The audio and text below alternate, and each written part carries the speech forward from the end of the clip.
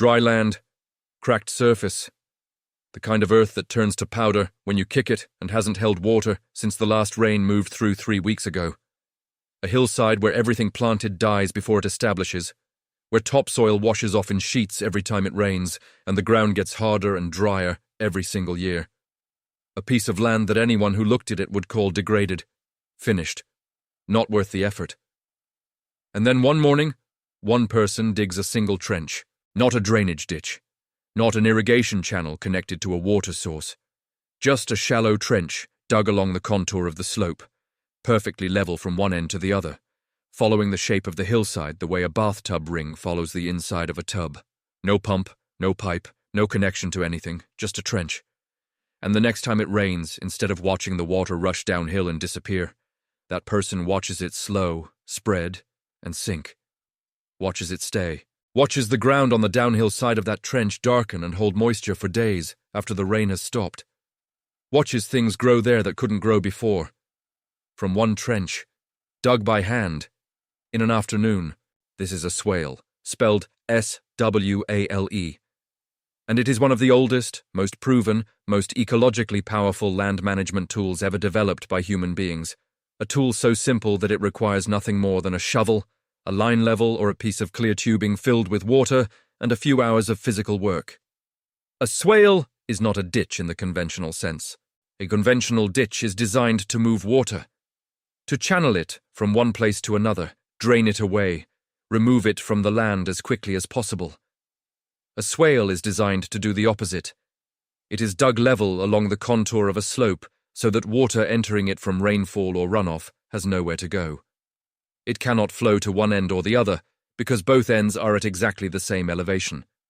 It simply fills, and as it fills, the water soaks slowly into the ground on the downhill side of the trench, recharging the soil moisture, refilling the water table below, creating a band of reliably moist, biologically active earth running across the slope at that elevation. A band where trees grow without irrigation, where vegetables establish without being watered constantly, where the land heals itself, season after season, from a single afternoon of digging. The documentation of swale-based water harvesting spans continents and millennia, and sits in the records of agricultural scientists, archaeologists, and development organizations on every inhabited landmass. The Zai system of Burkina Faso, a traditional technique using small pits and contour earthworks to capture rainfall on degraded Sahelian land, has been formally studied by researchers at the International Crops Research Institute for the Semi-Arid Tropics and demonstrated to restore crop production on land previously considered too degraded to farm. The technique of contour trenching was used by the ancient Nabateans in the Negev desert to farm land that receives less than 100 millimeters of rainfall annually, less than most definitions of desert, by capturing and concentrating every drop of runoff through a network of contour walls and channels that directed water to cultivated fields. Archaeological evidence of contour-based water harvesting earthworks has been found in pre-Columbian sites across the American Southwest, in ancient terraced landscapes across the Andes, in the hillside farming systems of ancient Yemen, and throughout the Mediterranean basin where civilizations farmed steep, dry slopes for thousands of years before modern irrigation existed. Bill Mollison, who formalized permaculture design as a systematic practice in the 1970s, placed the swale at the center of landscape water management, describing it as the single most powerful passive water harvesting tool available for restoring degraded land in rainfall-dependent environments. Jeff Lawton, the permaculture designer whose land restoration project in the Jordanian desert produced green vegetation on severely degraded hillside land within months of swale installation, has documented the technique in filmed evidence that has been seen by millions of people worldwide. The evidence base for this method is not thin or speculative. It is deep, documented, and global. Now ask yourself why.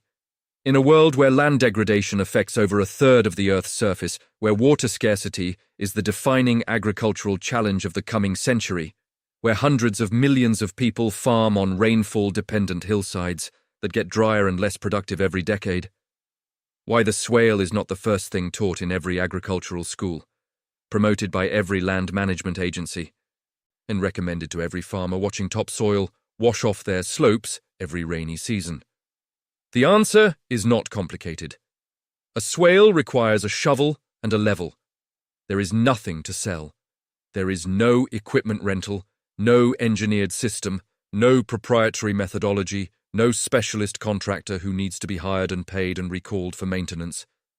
The knowledge of how to read a contour line and dig a level trench is something a 12-year-old can learn in an afternoon. And once learned, it produces results that compound over years without further cost. Landscape hydrology consulting firms, drainage system manufacturers, irrigation equipment suppliers. None of these industries benefit from widespread knowledge of a technique that costs nothing, requires no product, and solves the water management problem that their industries are paid to address. So instead of being standard curriculum in agricultural colleges, instead of being promoted by extension services as the first response to land degradation, instead of being what every landowner learns before they put a single seed in the ground on a slope, it lives in permaculture literature, in the practice of ecological restoration specialists, and in the traditional knowledge of farming communities that never stopped reading the land the way their ancestors taught them to. They stopped teaching this not because better solutions existed. They stopped teaching it because it didn't create customers. You've seen the principle behind this on a much smaller scale, and probably never made the connection. Think about the last time you watched heavy rain fall on a sloped lawn. The water didn't soak in, it ran. It moved across the surface as a sheet, picking up whatever loose material it crossed, and it disappeared into the lowest point available. Now think about the one place in that same yard where water reliably collected, a low spot, a depression, a hollow, where the ground stayed wet long after the rain ended, and where the grass grew greenest and most vigorously. That low spot was doing accidentally what a swale does deliberately. It was interrupting the downhill movement of water, holding it long enough for it to infiltrate the soil, and creating a zone of elevated moisture in an otherwise drought-prone landscape. The only difference between that accidental hollow and a functional swale is intention, scale, and placement along the contour of the slope. Here is the mechanism, stated simply. On any sloped surface, rainfall that exceeds the infiltration rate of the soil becomes runoff. It moves downhill under gravity, carrying dissolved nutrients, organic matter, and topsoil with it. By the time it reaches the bottom of the slope, it has done nothing useful for the land it crossed. It has actually damaged it, stripping the surface of the biological richness that makes soil productive. A swale intercepts that runoff before it leaves the property. The level trench catches moving water and holds it.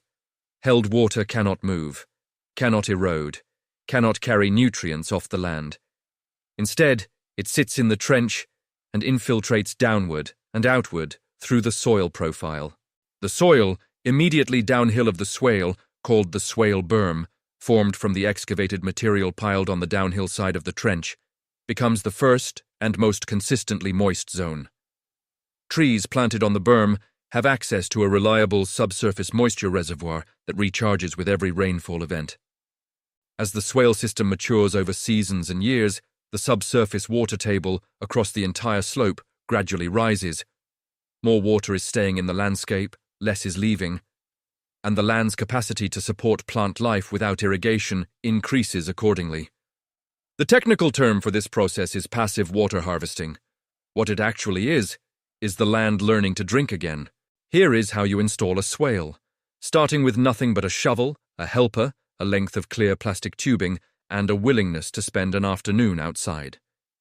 The first and most critical step is finding the contour line, the line along the slope where all points are at exactly the same elevation. This is what the clear tubing does. Fill a length of transparent hose pipe or clear plastic tubing, available at any hardware store for a few dollars, with water, leaving a few centimeters of air at each end. 2 people each hold one end of the tube at opposite ends of your proposed swale line. When the water level in both ends of the tube is at the same height, both people are standing at the same elevation. Mark the ground at one end. Move one person a meter or two along the slope, while the other stays put, adjust positions until the water levels match again, and mark the new point. Repeat across the width of your slope. Connect the marks with a line of stakes or spray paint, and you have your contour line. The path your swale will follow. Now dig. The trench should be roughly 30 to 50 centimeters wide and 20 to 30 centimeters deep for a standard small-scale swale. Pile the excavated soil directly on the downhill side of the trench to form the berm. Compact it lightly so it holds its shape. The bottom of the trench must remain level throughout its length. Check this repeatedly with your tube level as you dig. A trench that is even slightly off level will concentrate water at the low end, overflow there during heavy rain, and create erosion rather than preventing it. Level is everything. It is the one technical requirement that cannot be approximated.